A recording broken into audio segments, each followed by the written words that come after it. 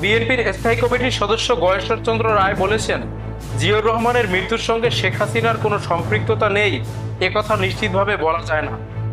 তিনি দাবি করেন, 1981 সালে শেখ হাসিনা দেশে ফেরার মাত্র 13 দিনের মধ্যেই তৎকালীন রাষ্ট্রপতি জিয়াউর রহমানকে হত্যা করা হয়। মঙ্গলবার 12 আগস্ট রাজধানীর পল্টনে বিএনপির প্রতিষ্ঠাতা জিয়াউর রহমানের ছোট ছেলে আরাফাত রহমান কোকোর জন্মবার্ষিকী উপলক্ষে আয়োজিত খাবার বিতরণ অনুষ্ঠানে এই মন্তব্য করেন গয়েশ্বর চন্দ্র রায়।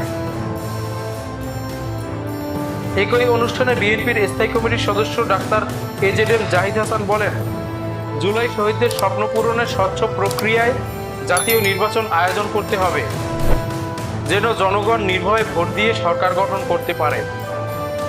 এদিকে বনানীতে আরাফাত রহমান কোকোর কবরে শ্রদ্ধা নিবেদন শেষে বিএনপির জ্যেষ্ঠ যুগ্ম মহাসচিব রুহুল কবির রিজভী বলেন, কোকো রাজনৈতিক প্রতিহিংসার শিকার। দেশে স্বাভাবিক রাজনীতি থাকলে তার এই অকাল মৃত্যু হতো না।